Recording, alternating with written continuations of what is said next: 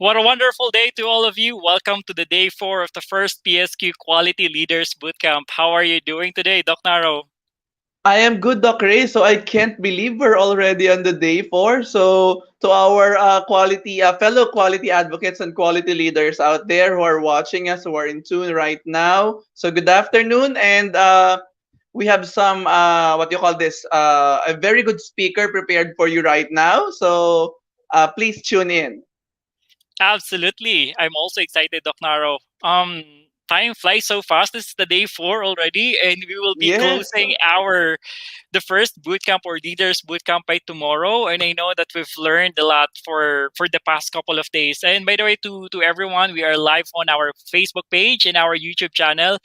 Please share your insights, or you can share your questions as well as we interview our speaker for today, so that we can derive more learning.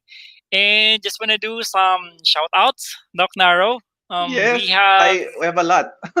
absolutely maybe a couple of shout outs from we have in here. Van Chu, thank you so much. One of our Thank you, Van Q. Yes. participants.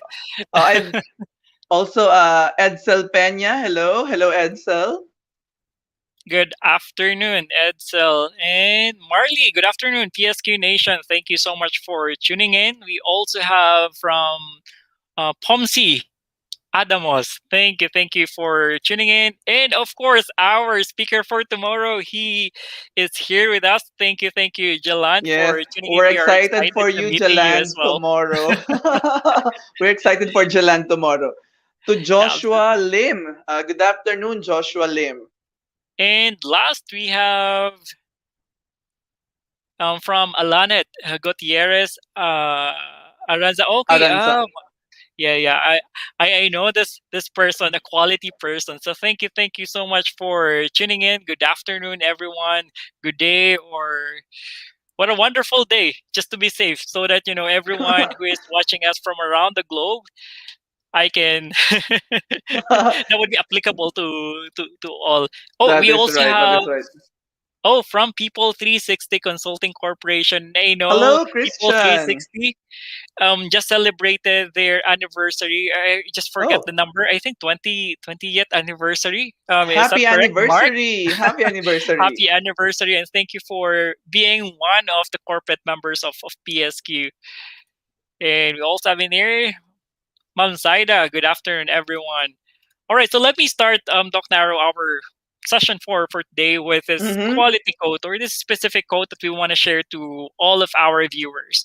Without changing our patterns of thought, we will not be able to solve the problems that we created with our current pattern or patterns of thought. And this quote came from one of the greatest thinkers in history, and that's Albert Yes. Einstein. And we believe, right, Doc, now that problems are becoming more complex, and for us to understand that problem, where is it coming from, and eventually solving the problem, it requires different perspectives, right? It's not just about your perspective as a leader, but perspectives from other people, so that you would be looking at the problem from various perspectives and that would be for me a more holistic way of looking at it.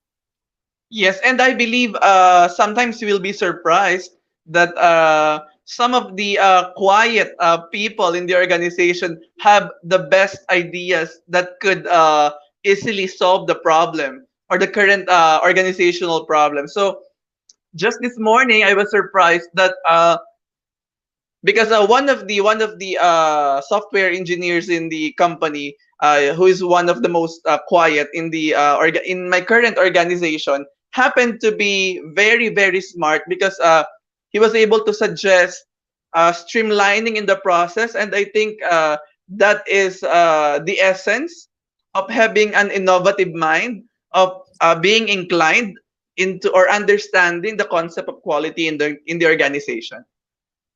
That's awesome. Thank you so much for sharing that, Doc Nora. Sometimes we experience that, right? Those moments, and maybe in a meeting or in a problem solving session, in a Yes. brainstorming session, and sometimes there's the like a light bulb in there from anyone or from someone, which is a great thing. So you can definitely solve the problem from different perspectives, and you can come up with innovative solution or more creative solution. And I believe that's the beauty of the emergence of the different perspectives. Okay, so I believe we are now ready. So let's play this PSQ video, Doc Nara, before we introduce our speaker for the day four of the PSQ Quality Leaders Bootcamp.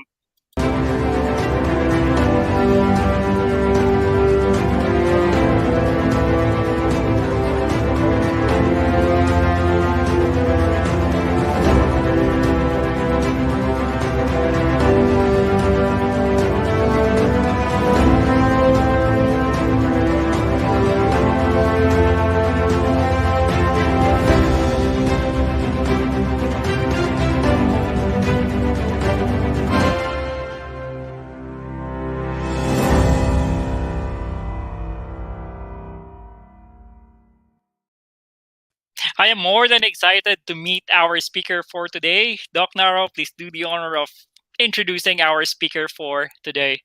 Thank you, Doc Ray. So our speaker for today is the Data Protection and Total Quality Management Officer of the Marikina Valley Medical Center Incorporated. So very timely with this pandemic, I guess.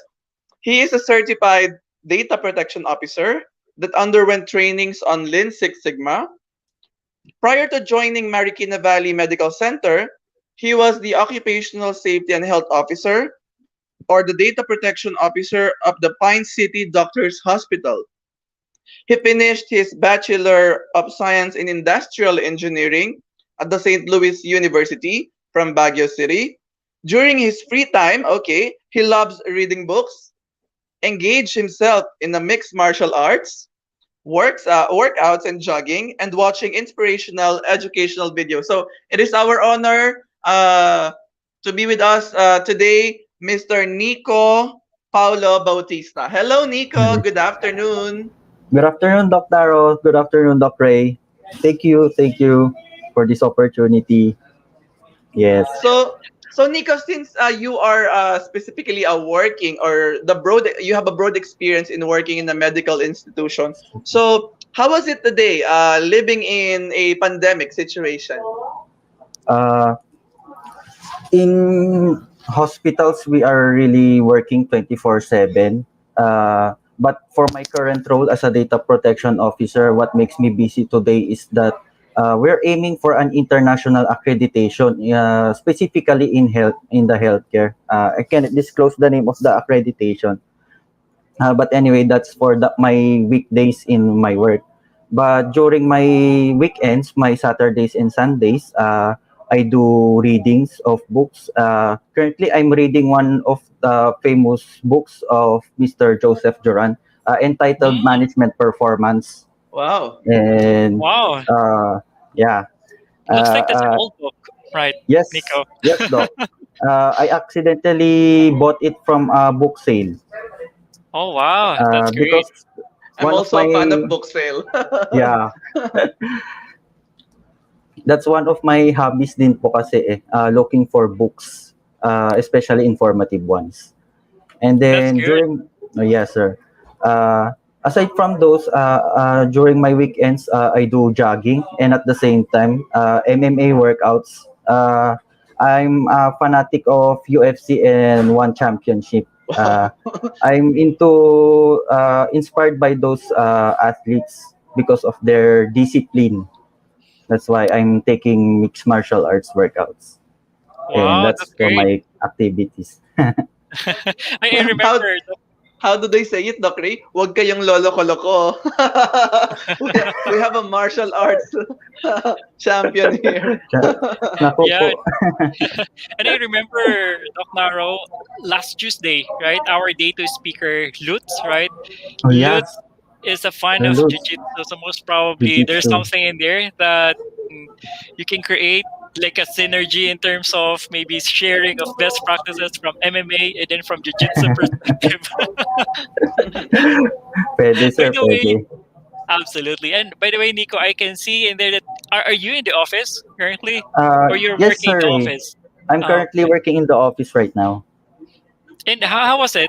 What are the like the what to call that, the precautionary measures that you're doing? I'm going to the office. I know that a lot of people are working from home, but you Yes. are in that specific role wherein you have to go to the office like on a daily basis.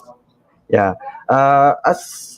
As much as possible, we follow the minimum health protocols like proper social distancing, and when you eat, distance yourself from your workmates. You should not eat together. Maybe you can have the time to have separate timeline when eating, and Mhm. then when as much as possible when we are going home or going to the office, we ensure that we don't interact much with people.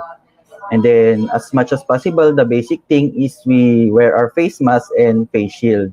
But when, exception to the rule, when you're alone in the work area, it's okay because you don't have contact with a person. So that's fine for now. That's good. And at least you are performing your role, right, Nico? You are the current data protection officer of the organization. What do you do exactly?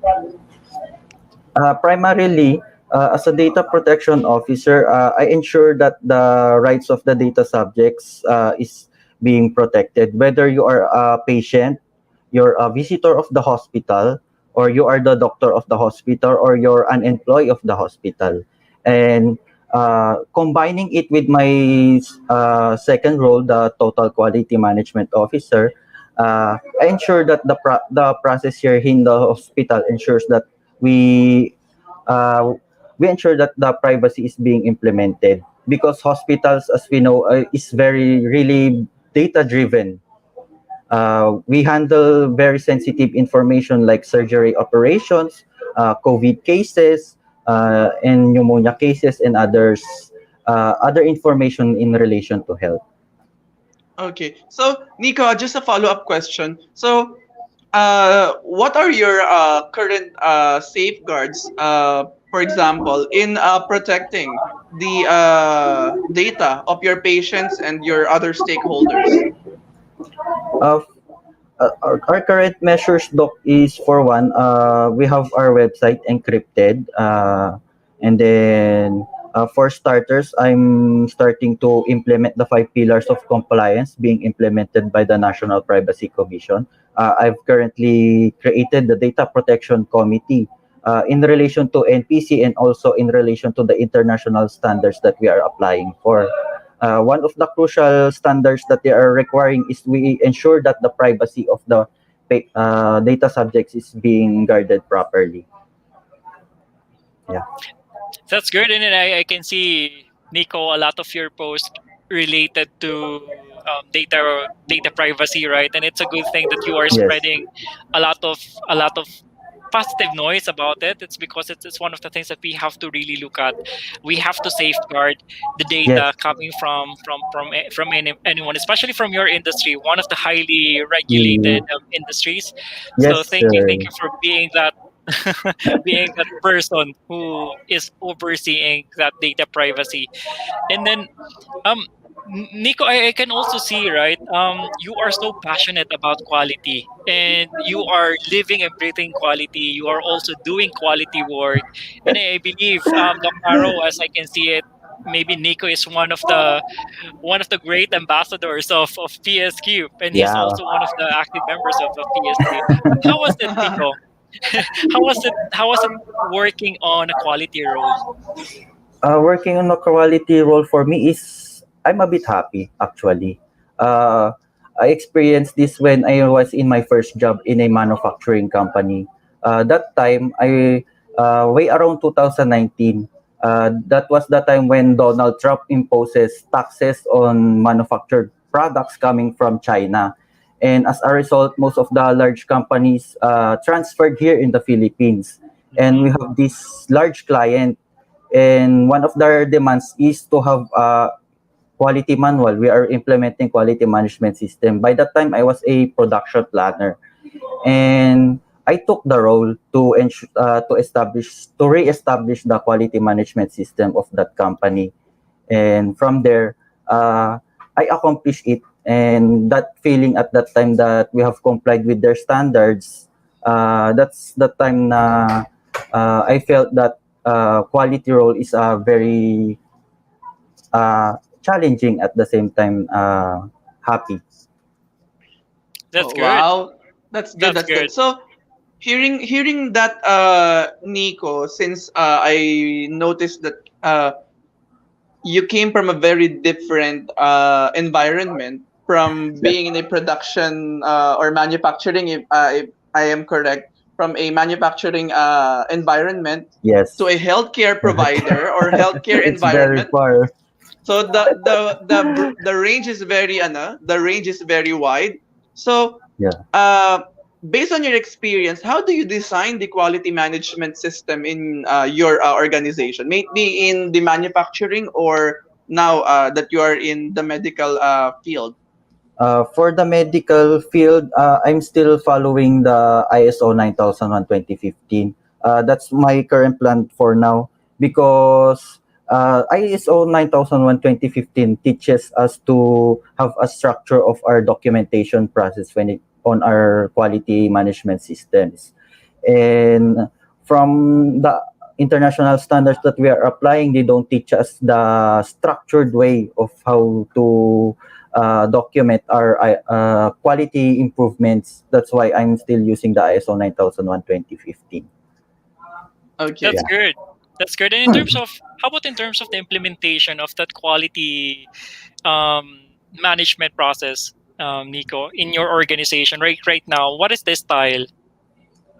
Uh, what I'm doing right now is we present it to our senior management, and uh, we're explaining that we're doing this because we're aiming for international standards. Because once they don't do this, we will not meet the international standards that we are aiming for.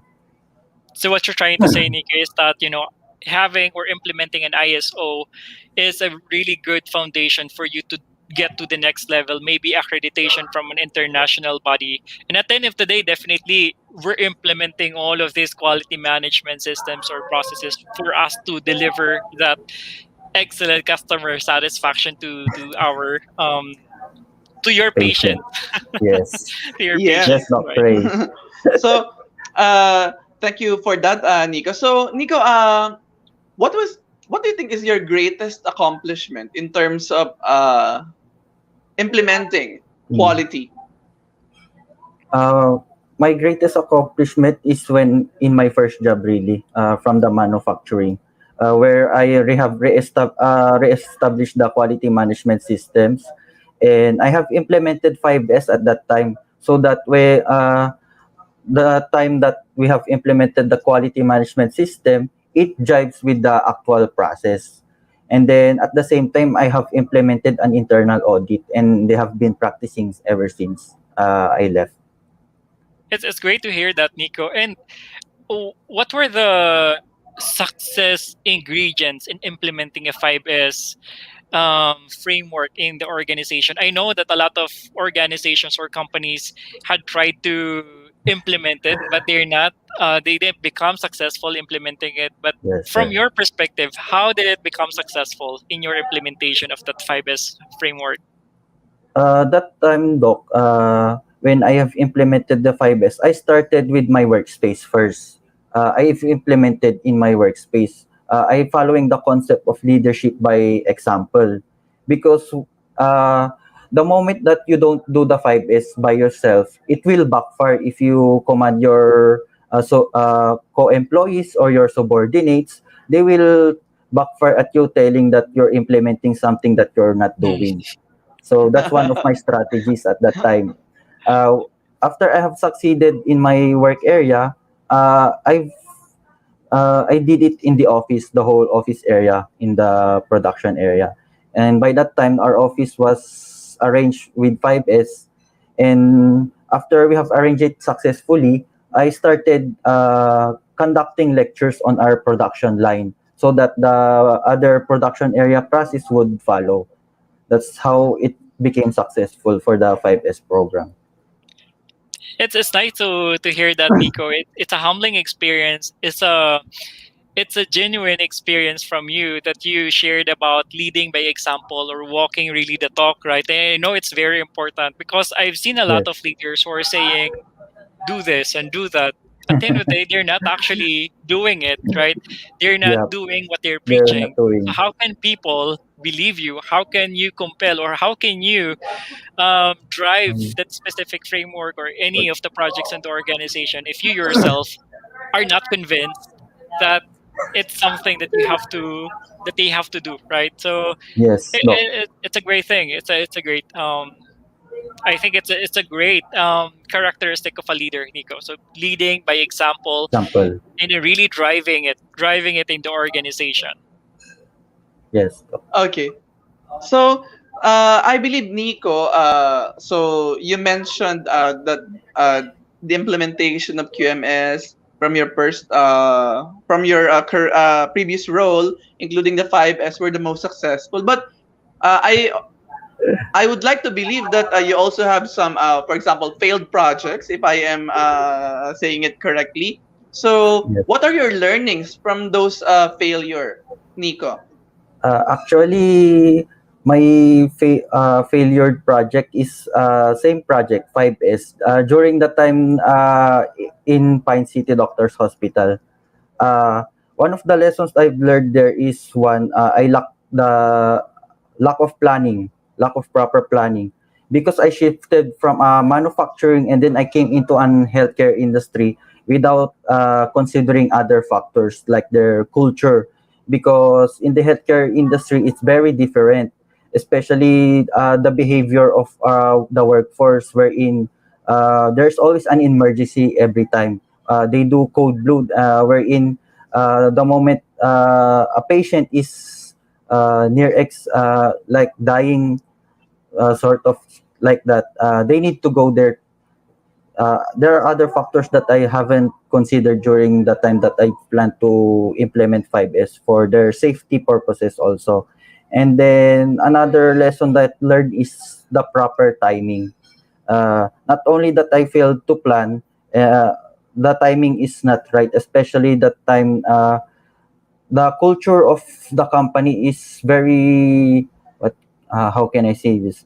Their resistance to change is very strong. Uh, I cannot implement properly if the culture is something that they have the strong resistance to change. Yun.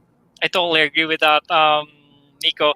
And I can see it kind of these statements provided by Nico, Doc Naro, reinforced this statement that you also provided earlier, Doc Naro, Oh, that yeah, coming from a manufacturing industry, shifting to the healthcare industry, right? It's only a huge jump, right? It's a you need to do a lot of research about the new industry, and I know you were able to articulate it, Nico, that shifting from manufacturing industry and really not studying everything what the healthcare industry is all about or that new yeah, company is all about is a crucial thing that we need to do from manufacturing, and then you go to an industry of saving lives, so totally different. yes, yes, Doctor. It's a very different industry. Right. And um just one more, Nico, in terms of the being a quality person, how are you applying that on a daily basis? Uh, the things that I have learning right now when it comes to being a quality practitioner is the one of the great example is the balance scorecard. In organization, we see the financial status, the learning and develop improvement, and uh, customer satisfaction. If you applied it in your personal life, you will monitor everything around yourself, how you improve your health and safety, and then your career wise, financial wise. uh, I have applied it, like for example, uh, I'm let's say my career is really boosting from supervisor and coming up to the ladder, but there was a time that I didn't manage my health. I reached a blood pressure of around 200 over 160. Wow. Yeah, I did really reach that I time. Uh, that's why when you apply the concept of balance scorecard to your personal life, you will realize that you need to balance everything from your health, your finances, your career wise, and relationship also. That's I great. Thank you so agree. much. Thank you so much for that, Nico. And by the way, before we proceed our Q&A with Nico, we will be playing a specific video from Quality Manager of the Year Award teaser video. We will be hearing from one of the recipients. That's Ray Yulo. So he was, I believe, our 2018 recipient of the Quality Manager of the Year Award. And please feel free to nominate your leaders for this specific award. So we'll be right back in a few minutes.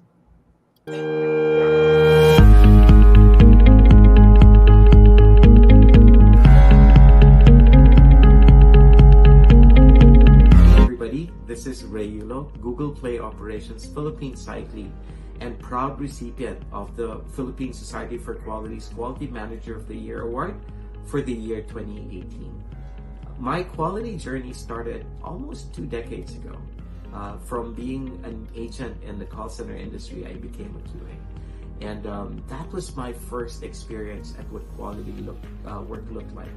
And I loved it, right? I loved the idea that quality is meant to help people, right? So that was the first challenge I took. How can I use quality as a process improvement tool? How can I improve the performance of the people I touched, of the processes I worked in the organizations that I served? So from doing transactional quality, I moved on to do quality management, and later on moved to do process excellence work through Lean Six Sigma. And from there, I was exposed to multiple quality methodologies, and I was exposed to a lot of benchmarking activities. And these benchmarking activities led to me asking myself, where do I stack, right? If I were to look at all of the quality professionals, thousands and thousands of us in the country, where do I stack? Am I in the top tier? Am I a mediocre quality manager? How does my performance compare to everybody else? And come 2017, a friend of mine put my name in the hat for the Quality Manager of the Year award. And along with that came the process of having your work reviewed by leaders in the quality industry, not just in the call center industry, mind you, but across multiple industries in the Philippines. So not only did they look at my contributions to the organization I worked for, they also looked at how I worked to kind of improve the quality profession overall. And that filled me with pride. Talking about all of the people that I was blessed to work with. Again, the award may have my name on it, but it's an award that represents everybody that has ever been part of Team Ray. It's an award that represents every mentor that has helped me to get to where I am today, right? And that being said, right, that journey was special, right? And being selected as the winner made it even more special, right? And during the award ceremony, I had a chance to sit with other leaders, peers in the industry, people I didn't know, but we all celebrated one thing, and that is quality, right? It's something that has been around since people started creating products, and it's something that will continue way more than the fourth industrial revolution. So for everybody that is involved with the PSQ, thank you for, paving the way for all of us quality professionals, for all those vying for the Quality Manager of the Year award.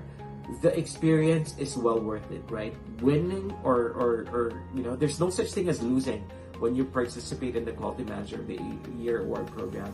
It's a self-realization of what you've done, where you are, and hopefully will serve as milestones that will tell you what your next goals as a quality professional should be. So with that, I would like to congratulate everybody. I would like to thank you in your quality journey, and mabuhay tayo lahat.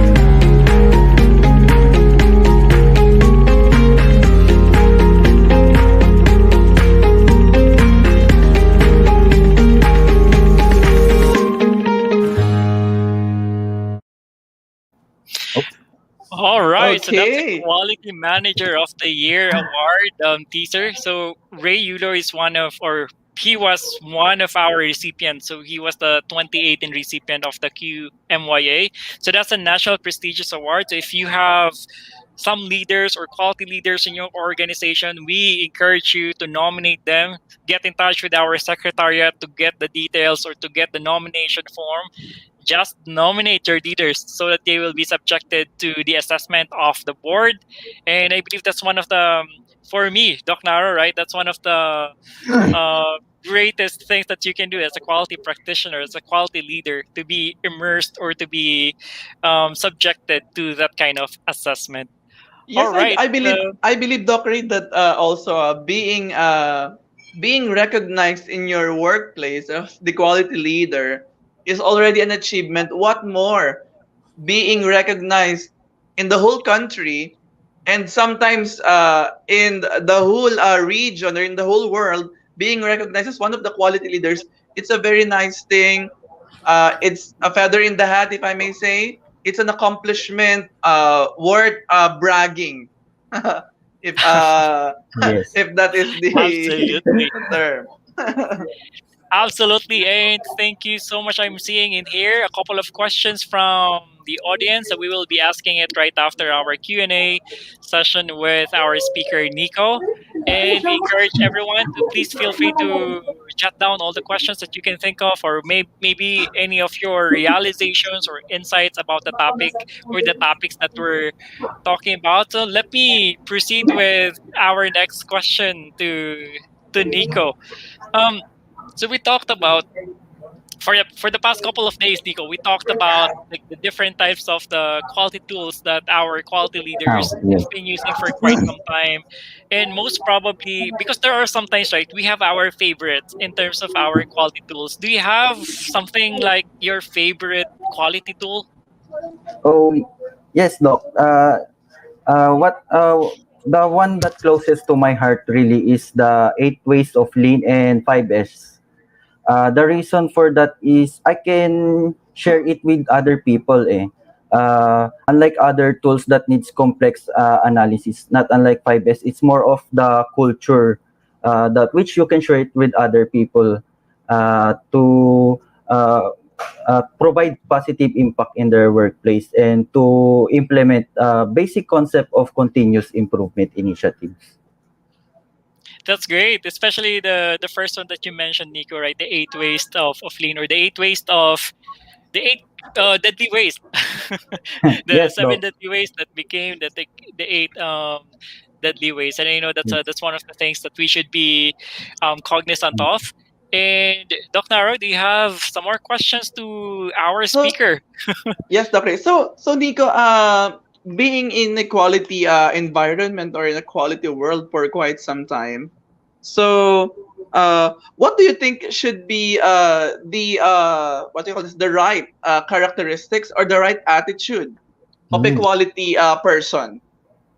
Uh, in my current 3 years of experience and what I see with other quality practitioners, one of the attributes that we should possess is one learning attitude, especially in these times of disruptive technology, where every it's like 5 years or shorter than that, 3 years, there's a change of technology. We need to have the attitude to readjust our skills in quality and continuous improvement initiatives. And then another example, the one that I have observed and based from my experience also, you need to have a vision. What is the end goal on your plans on implementing quality improvement, to lessen the time or to shorter the defects in your work output? And then last but not the least, leadership. We need to take charge. We need to show that there to show them that we lead them to improve further, because that's how life is. We need to keep on improving and improving. That's Yeah. great, Nico. I could hear that, one of the things that you mentioned is that we have to be open to the changes in the environment, especially from technology perspective, that the change, right? It's Yeah. becoming faster and faster. It's not even 3 years. It's sometimes it's not even 18 months, but even When less than that, right? So because of a yes, lot of Doc. things that are happening, the emerging technologies, the It's computing very power, quick talaga. that's true. That's true. And then you mentioned as well, Nico, that we have to be very clear in terms of what we're trying to accomplish, right? What we're trying to achieve. And I believe that's a very good, strong point. And you also mentioned that we have to take charge. We have to lead. We have to do it, and we have to keep improving. Great insights from you, Nico. And by the way, Nico, so that's for maybe that's for the people who are working or professionals, and how about for those people who are students or who are neophytes in their professional career, or maybe Hmm. students who are about to graduate who want to pursue that quality Hmm. role? Is there any advice that you can provide to them? One of the best advice that I could tell for newly graduates who would like to embark on the field of quality, for starters, they need to invest in themselves. You need to sacrifice the what can you say expenses that doesn't help you improve in your career, and especially if you are embarking in the quality practitioner, being a quality practitioner. From my experience, I use mostly of my savings to go on seminars, especially with the National Quality Forum. I did save for my first time during that time, 2019. That was my first webinar in Wow. a seminar attending with PSQ. How much does that? 12,000, I remember. I did save for that event. And then Wow. uh, So sharing, thank you, Nico, for plugging NQF. Actually, that's a yeah, very good segue. That's a very good segue for the National Quality Forum. I mean, for the year in October yeah, 15. So let me play it very quickly, just a few seconds, Nico, before you continue your answer. Since you mentioned that the National Quality Forum, quality and forum.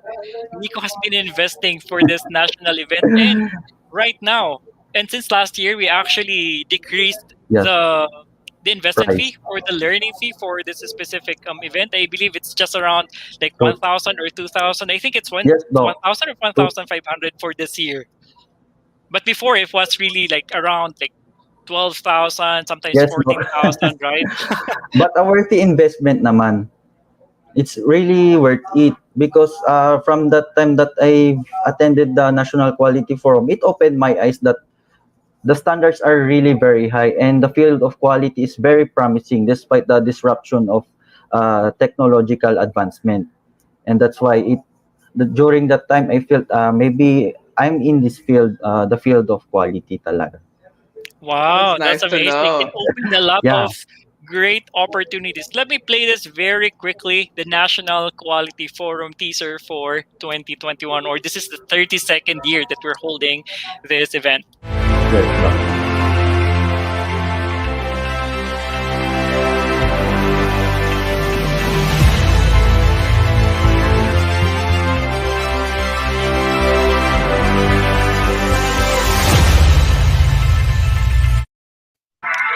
All right, so Okay.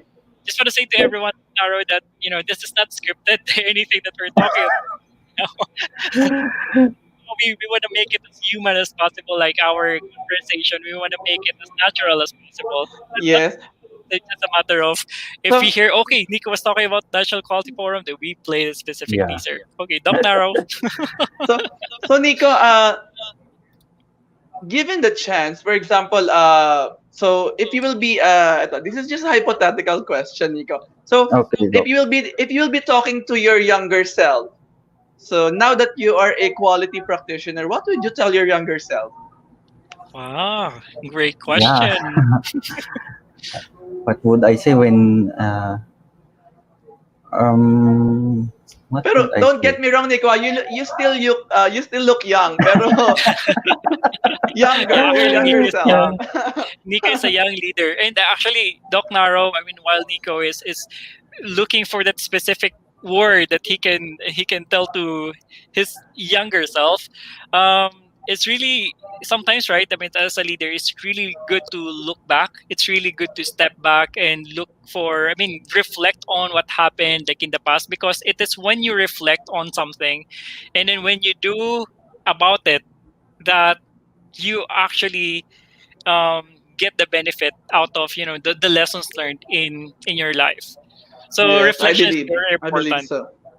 So Nico, well, what is that Yeah. something that you want to tell yourself, to your younger self? What I say when to my younger self would be take the risk. Take the risk. Uh, in life, we'll never know kasi talaga yung magiging outcome. Just take the risk and everything is going to be okay. Whether negative or positive, it's still an experience kasi. An experience that it will stick into your heart and you will use it in your future self. Wow, take Nice. the risk and you have to go out of your comfort zone. I think that's what Yeah. Nico was trying to say, because Yes. experience really is a great teacher. It's Yes, Doc. either Mm-hmm. right. If you do something, definitely you're gonna learn something from it. Okay, so this is a very very good discussion from our speaker. And right now, Dr. Aro, maybe we can look at some of the questions from our audience. Okay. We have a lot of questions coming from our audience. So first from Edsel Peña. Hi Edsel. So part of ISO 9001:2015 requirements is risk management, just as mentioned by Nico. So in your industry right now, what is the biggest risk and how do you address and mitigate those?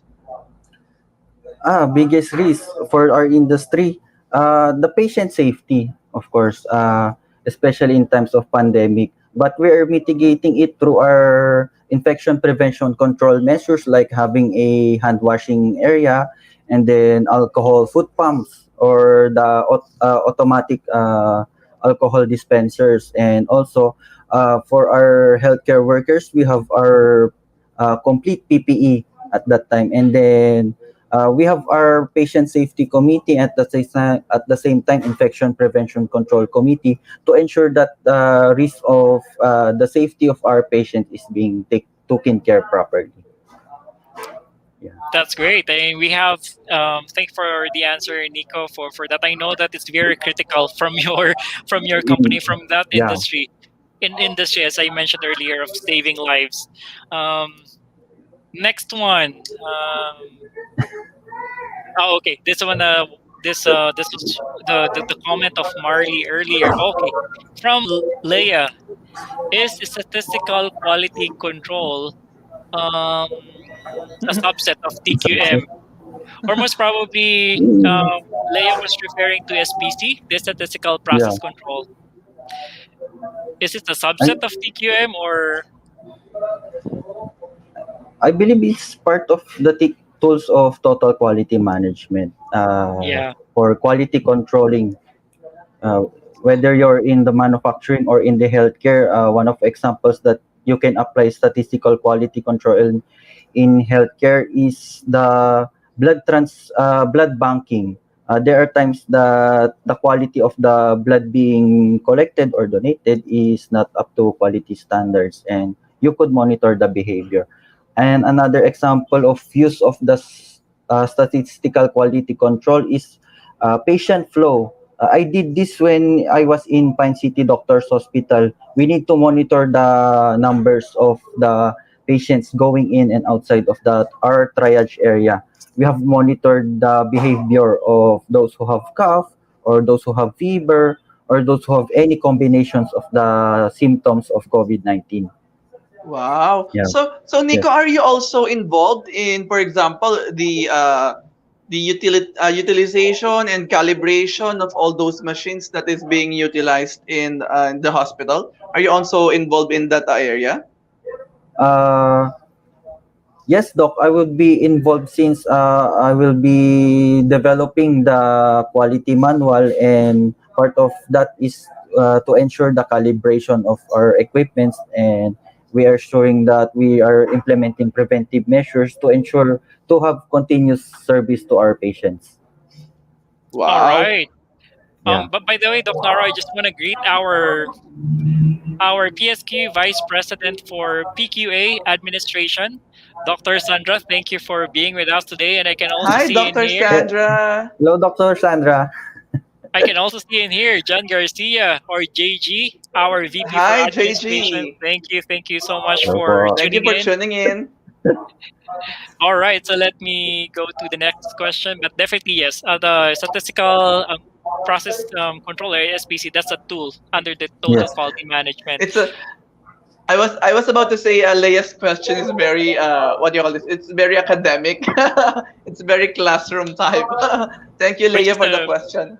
which is a Which is very a good good thing as well. question. It's a very good review. Uh-huh. So this is from Mark Christian de la Cruz, the next question. So I Hmm. am tasked. So he was tasked to handle the data privacy project in their Project company. in the company. So what can I do to prepare? So it's a very nice question from a very credible speaker, I guess. So we have our data protection officer here, Nico. So Nico, kindly, Yeah. would you like to answer the question? I don't know your situation, but there are two scenarios maybe you're having right now. Maybe your company will invest in you for your learnings, or maybe your company is having a financial problem but needs to have data privacy measures.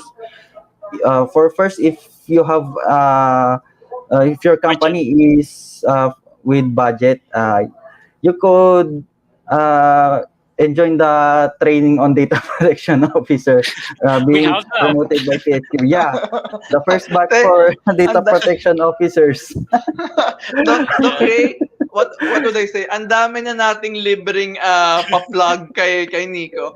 So yes, Mark, PSQ is offering a data protection officer certificate. This is a certification course, a 5-day certification course, which I believe it would help you really achieving your goal as the data protection officer.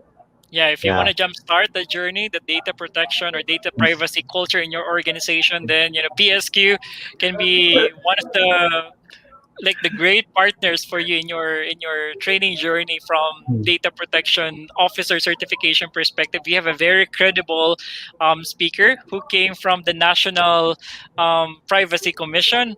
So yes, you can get in touch with us. And thank you, Nico, Yep. for for sharing that out to our audience for today. But it's really true that you have to really Yep. go through that specific training if you or if your organization has budget.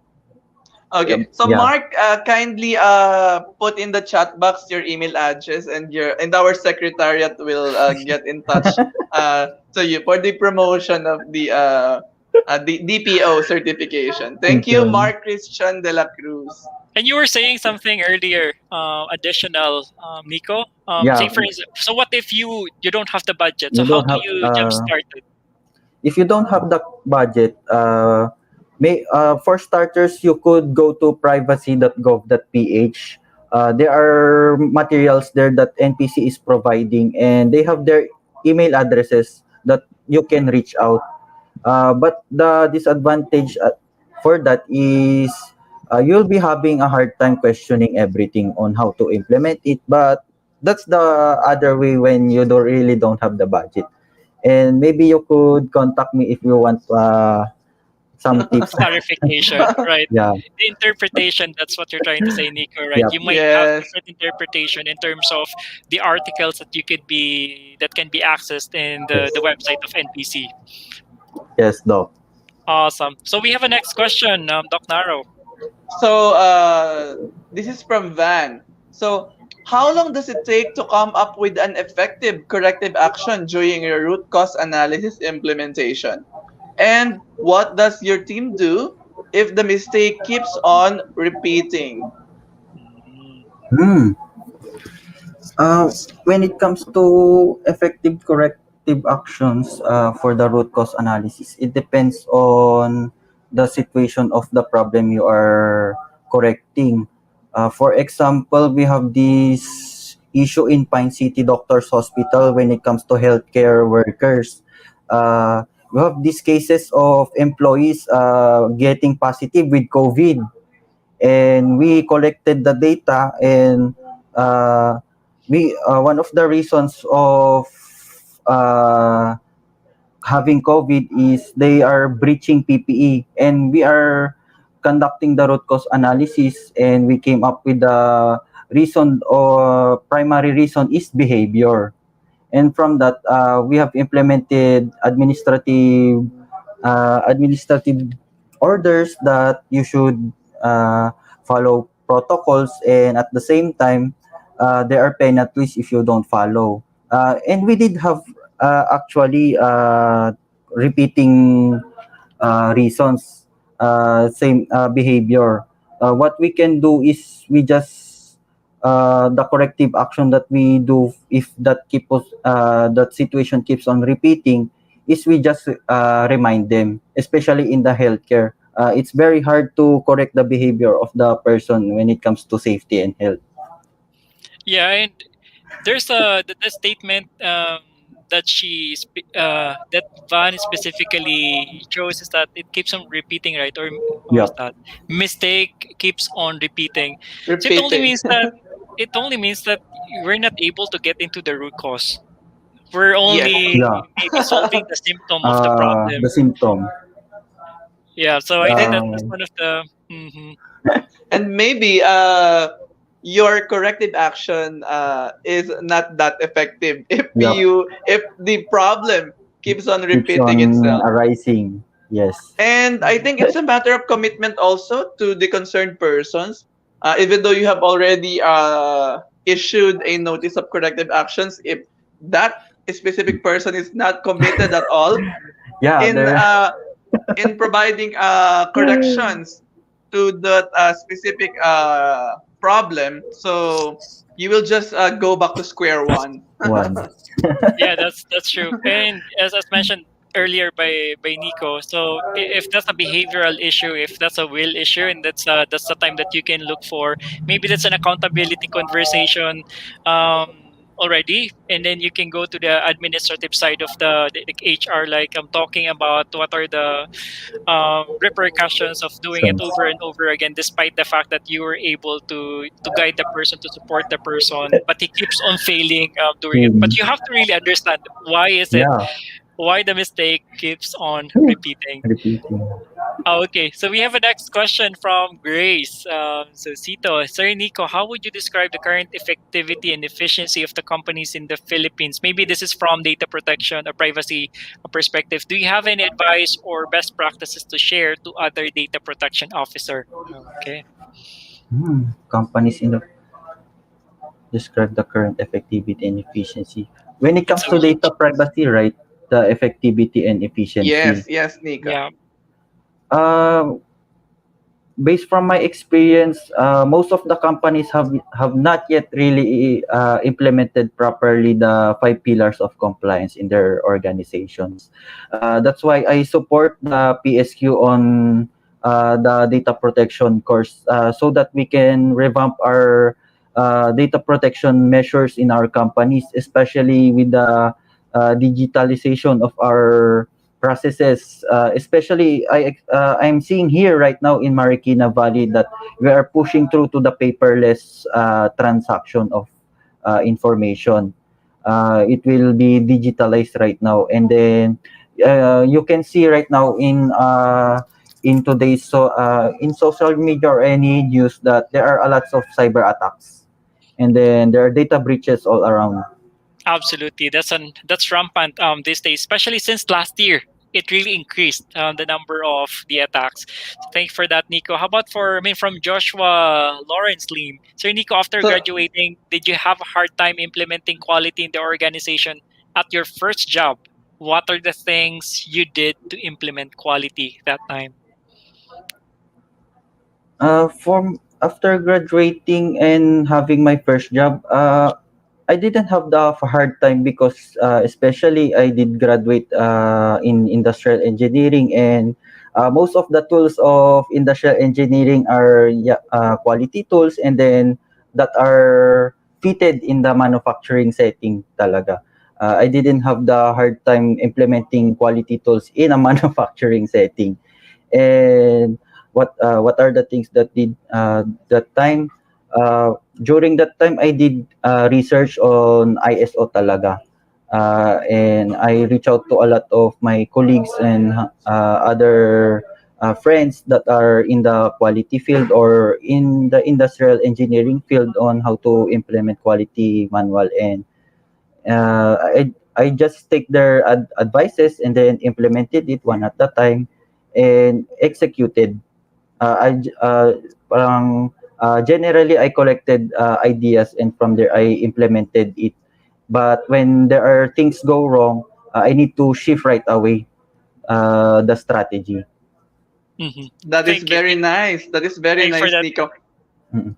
Thank you for So that, Nico. It looks like Doc yes, yes. Naro, the environment, I mean, the manufacturing environment at the company where Nico was part of really worked for Nico. So he didn't have that, a hard time or challenging time to cope with getting abreast with, the quality tools or quality updates. So thank you for that, Nico. Doc Naro, we have another question. So I think this will be our last question since our director is already raising the red card. so so if part of your hospital protocol is asking visitors to fill up a contact tracing form, so how do you ensure client data security? Mm. For the contact tracing form. For our institution with Marikina Valley, I have implemented a privacy notice. We declare the transparency of our processing of the health declaration form. Since it's a paper, we ensure that we place it in a box for 14 days only. By the time that it reached by 14 days, we need to dispose it right away. Just like following the what we have trained in the data protection course. The flow of the information from collecting up to its destruction. We are showing it transparently, and then if they have questions, they can always ask the data protection officer of the institution.